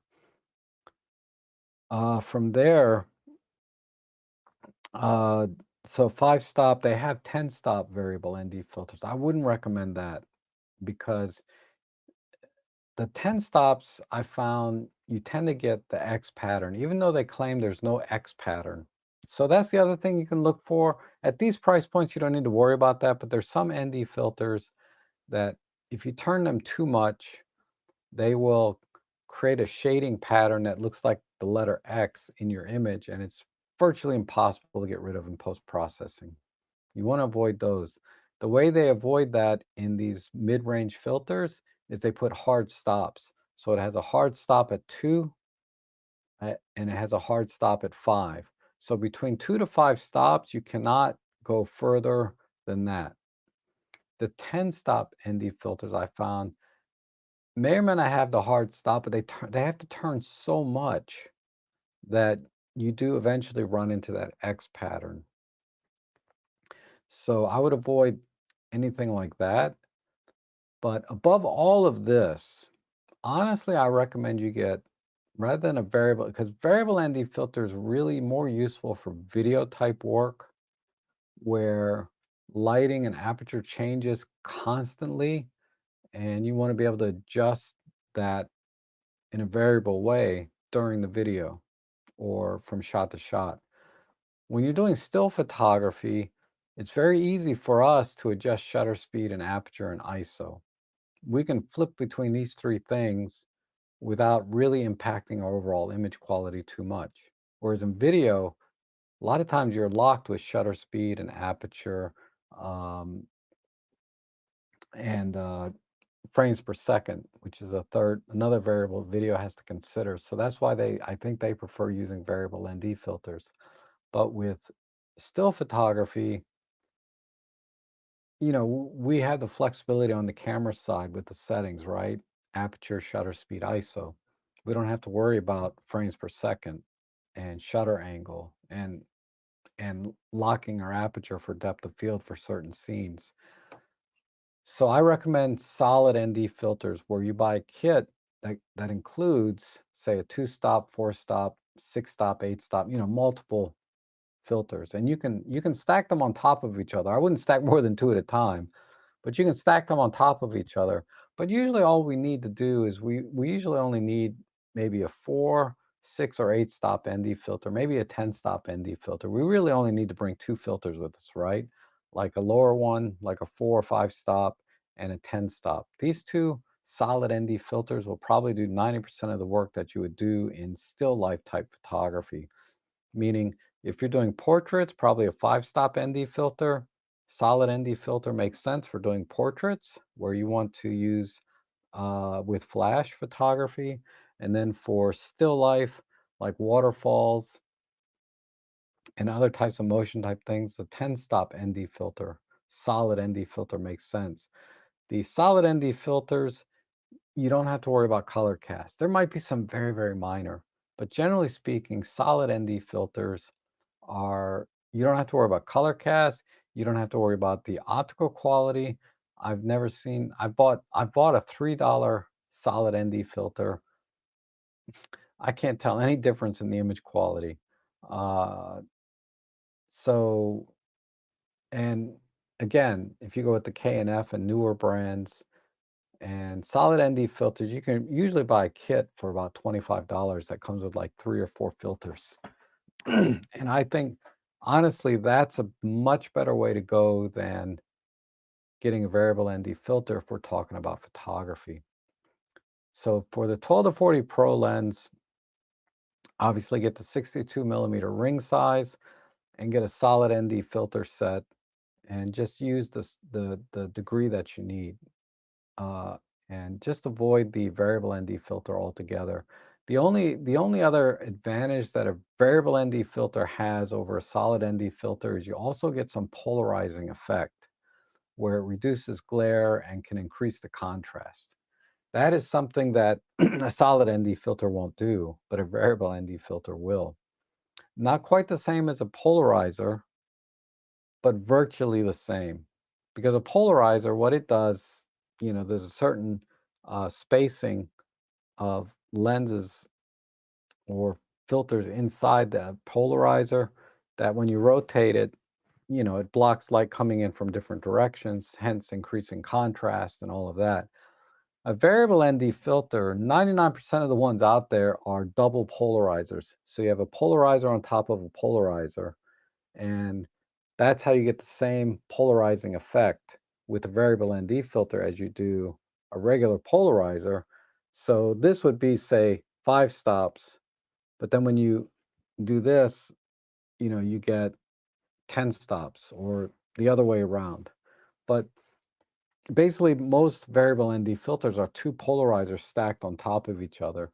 And that's why if they don't have a hard stop when you're rotating it, that's why you get that X pattern in there. So they put a hard stop in there so that you don't get that shady X pattern with the variable ND filters.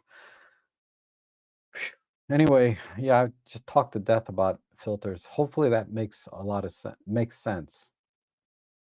And I wanted to explain the reasoning behind getting solid ND filters versus variable ND filters.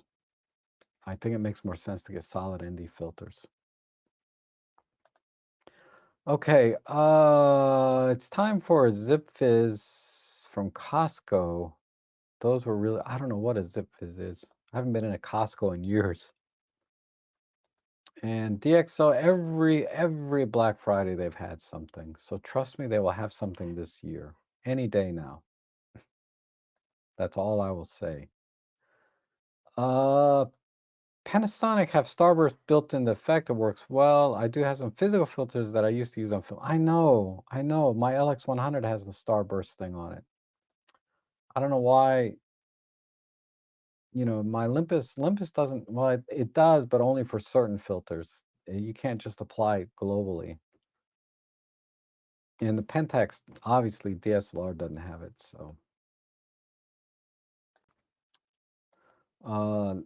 Locals is social media platform owned by Rumble. Oh, okay. I'll have to look into that. I don't know. It's just too much. I can just barely keep up with my Flickr and Instagram. I barely do anything on Facebook other than I get a few messages there time to time from Eric. And anything more than that, like, what's that other one? X, and I forget the other one that's tied to Instagram. God, there's too many. There's too many. And then YouTube, right?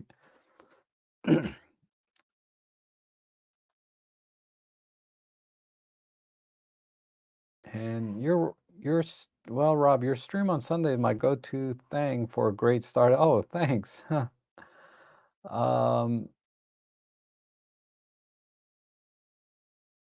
Rob, have you updated your own one firmware? No, I've not. I've not updated it. I plan to. And Eric says, Rod t-shirt would have to be associated with Get. I know.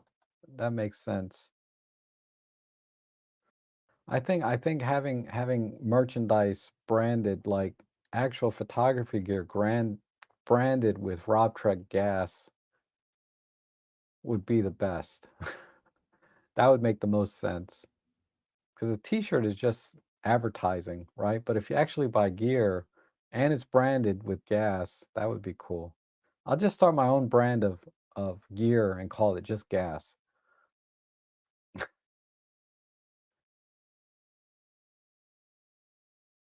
Man and his cameras. Yeah.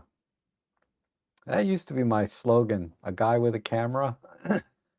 I just stopped using it. And thanks, Rob. You're spot on the need for variable ND filter for video where the shutter angle and frame rate necessitate one, especially outdoors where the light may be bright and may vary. Thanks. Oh, okay, good. See, I know stuff a little bit, but always vet everything I say. Double check it, do your own due diligence. Don't take my word for it. Trust me. I guarantee over the years I have given wrong, bad advice. Okay, I try not to. I really try to do my best, but I guarantee there's been some bad advice out there. And thanks for your precious time. So, well, no problem, Ravi. I'm happy to do it. And regarding losing weight, I started photo walking, went from 285 to 210. Oh, that's freaking awesome. That's pretty substantial, man. What's that? 75 pounds. Man, congratulations. Wow. You know what people don't realize is I was very, very skinny in high school. It's almost embarrassing to tell you what I weighed. I was 117 pounds my senior year in high school. That's how skinny I was. And for me to go up to 200 pounds, somewhere in my 30s, or was it my late 20s? I forget. I mean, I think it was yeah, it was my early 30s. I got to almost 200 pounds. So now I'm back under 150, which is about right for my height. And according to all my blood work, is also a very healthy place to be. Because my blood work was terrible, high blood pressure, cholesterol, all of the markers, right? I was basically a walking dead man when I was closer to 200 pounds, but now everything is back to normal. Okay. I don't see any other questions. That's cool. I love answering questions, doing the best I can anyway. So I can show you some couple photos while the questions come in, maybe. If not, then we'll call it. Uh, so when is the Rob Trick Con in 2025? It's every week with the photo club. Come on out. I get to run the photo club in all of December, basically. David can't it's not gonna be available, so I'm gonna run it. Of course, it's during the holiday, so how much can I really plan? But uh I'm definitely gonna do 2 or 3 photo walks the first week of December. And I'm gonna try to do one every week after that.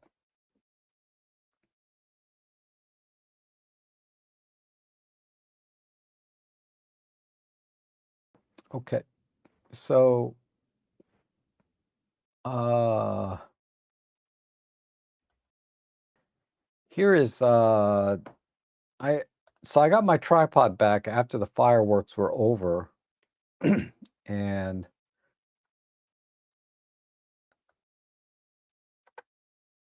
so I was able to do some long exposure photography.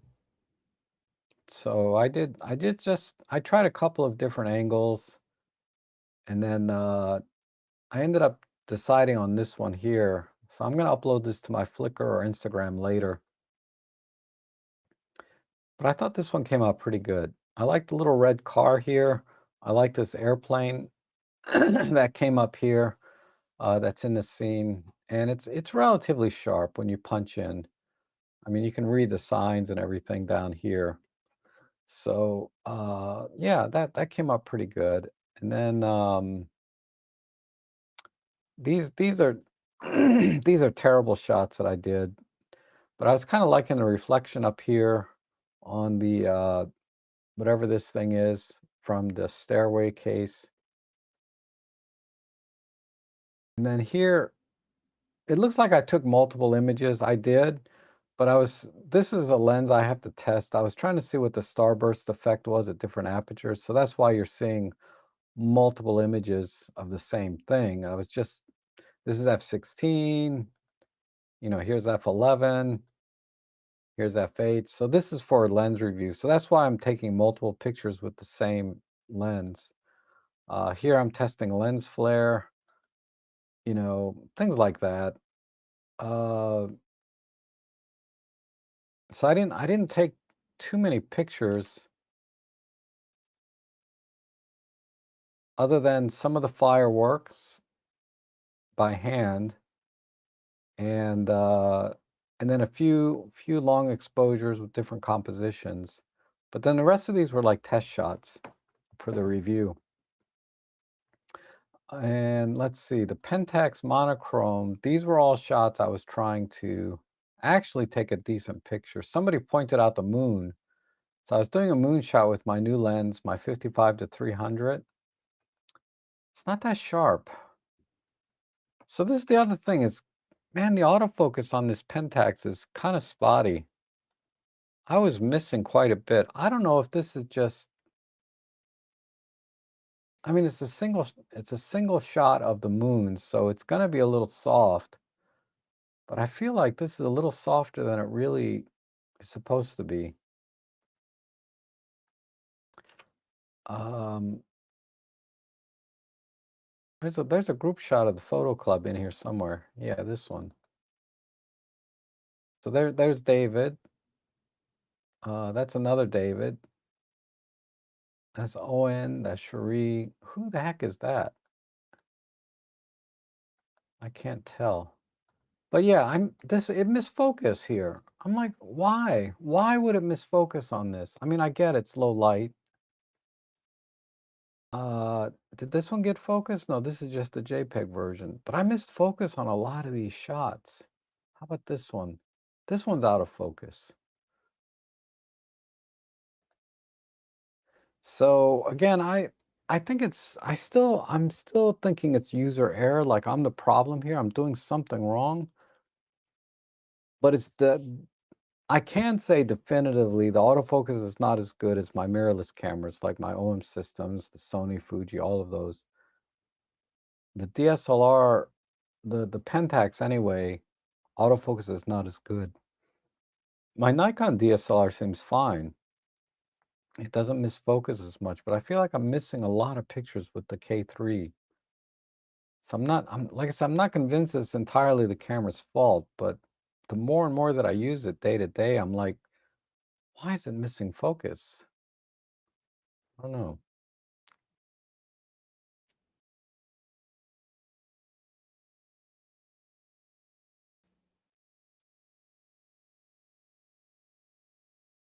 I'm just I'm looking for my chat window.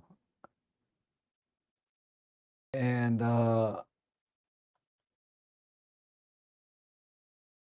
says here, Zip Fizz is a healthy energy drink to help you when you're feeling tired. Is there a way to get green tracking icon to move from like on a body to the face?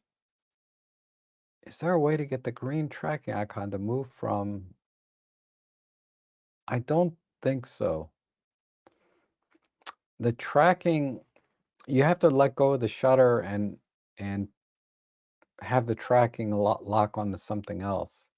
So, half press and put the tracking on something else. There's no way to do it automatically. Go from a body to a face. Not really. Tracking, the green tracking icon. Holy crap, I'm so tired. The green tracking icon works by color and light and shape.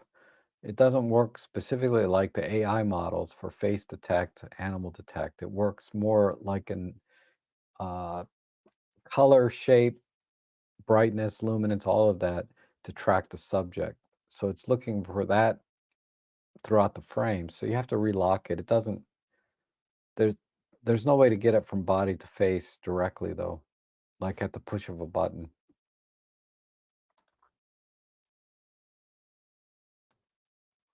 Rough Trek Photo Tours in African Savannah at $6,400 US all in package. Yeah, right.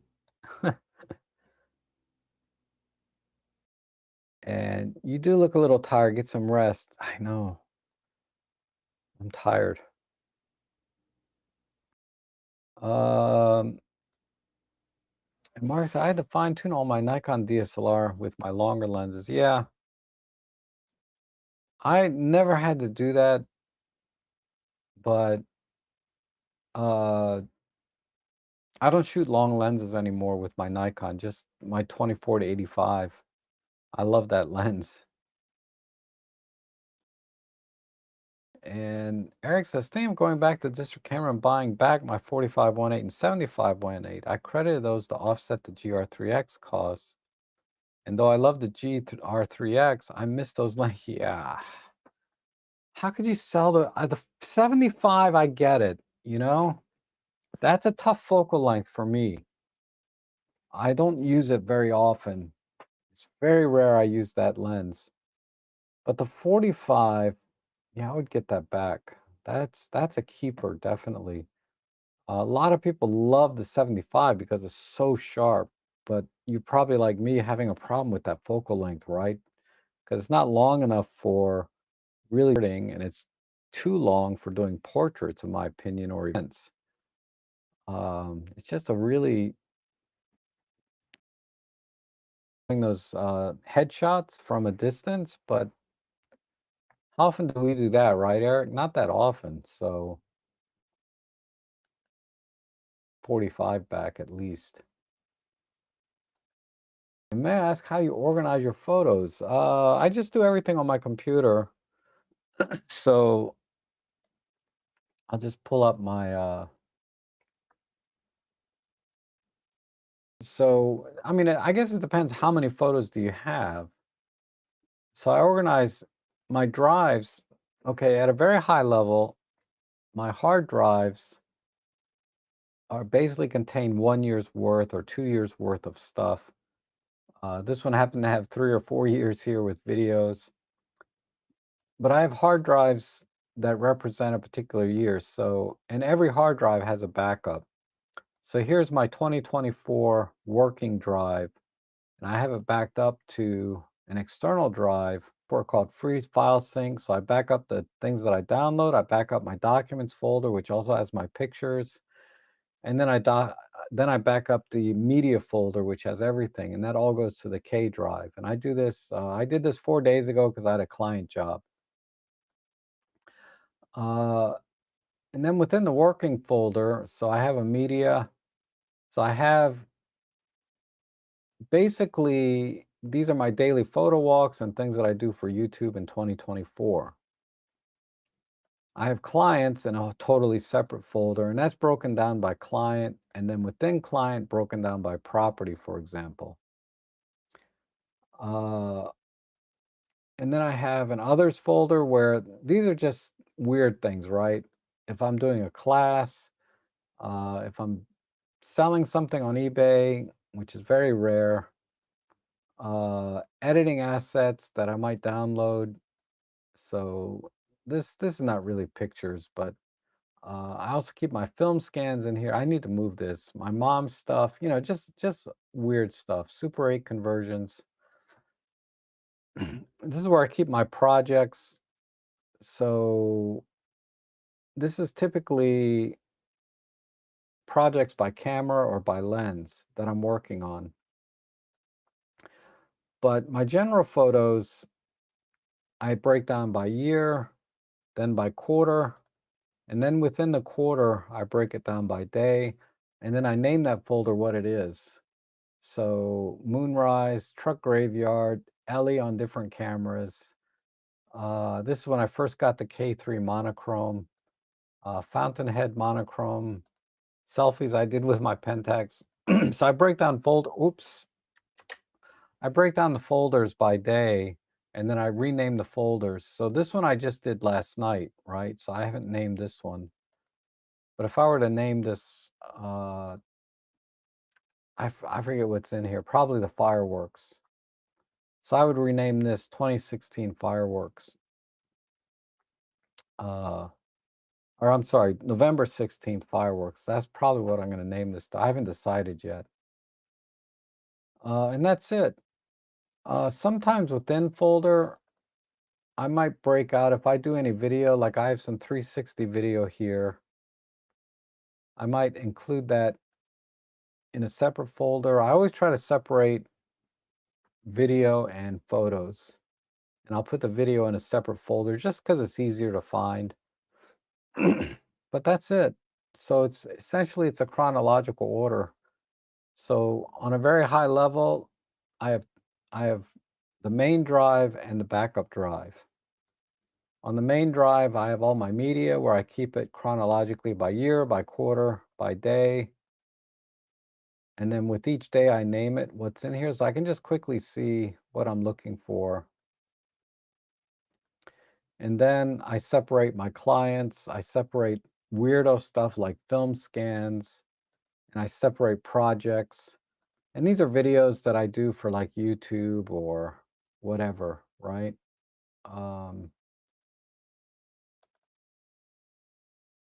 Yeah, these are my YouTube videos, things like that. So these I keep separate as well. So that's how I do it. It's pretty straightforward. I don't really use keywords that much, but I do flag and pin different images within.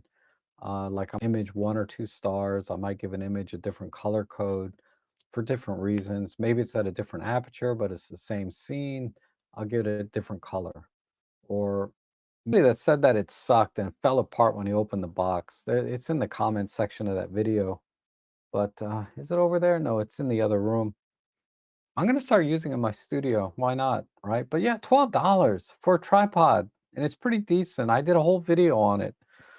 Uh Even if it sucks, you know, you can return it if it sucks that bad, if it falls apart on you, but, uh, it's a pretty decent tripod for $12, so the deal is gone now, you can't get it for $12 anymore, so, you know, I'm not gonna talk too much more about it, but whenever I run across a deal, at the very least, I'll talk about it in my shopping stream, which I usually do on Tuesdays. If it's really something, I will do a whole video on it, right, in addition to that, so thanks for sharing that you think it's super buy as well. I thought it was. Any experience with the Voigtlander knocked in 20? No, none at all. Uh, it's a big heavy lens though. I know that. So I think I think a better lens to get over the Voigtlander and it's cheaper is the Magic SLR Magic 25 millimeter 0.25. It's just like the Voigtlander, it's soft at the wide end at 0.95, but it sharpens up nicely if you want it to stop it down. A lot of people use that lens for video work, and they really like the way the SLR Magic version renders images more than the Voigtlander. That's what I've heard anyway when I was looking at those. So look at the SLR Magic 25 millimeter if you haven't already. And it's smaller. It's smaller and lighter than the Voigtlander as well. Not by much, but it's a little smaller. Over the Voigtlander. And do you use binoculars on photo shoots or is it better just to use camera? I just use my camera. I already carry too much stuff as it is. Bringing binoculars on top of that would be a bit much. Uh, yeah. And the other rationale is if the camera can't see it, what difference does it make if you saw it with the binoculars, right? And system materials basically use the same file storage system as you and use Apple Time Machine to auto backup on separate hard drive server. Okay. I use Windows, so I use the free file sync or whatever software. It works well. Um, and John McHugh says, I just got my Olympus OMD1 Mark 1 from a pawn shop. What lens do you recommend for all-around photography? I'm a complete newbie. 12 to 40 Pro f2.8. Hands down, that's like bread and butter. That would be the lens I recommend first.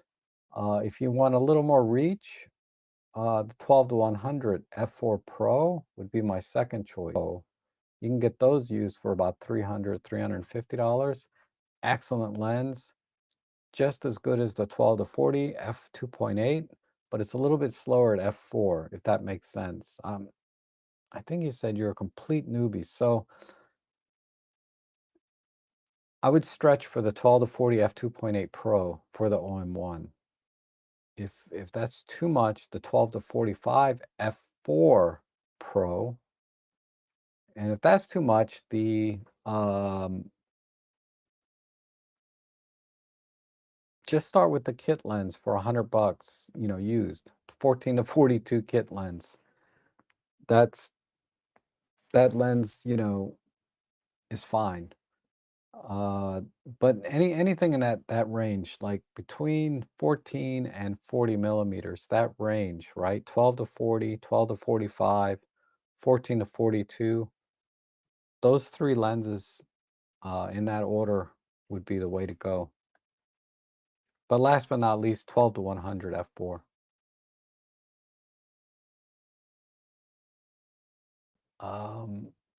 Okay, so I think that's it. I don't see any other questions. I'm going to call it here. Thanks everyone for your support through the memberships and coffees and for being here, clicking the like button all the rest of your weekend. And I will see you back on probably Tuesday for my shopping stream. And hopefully I'll get some sleep by then. So thanks again for being here today. We'll see you all again soon.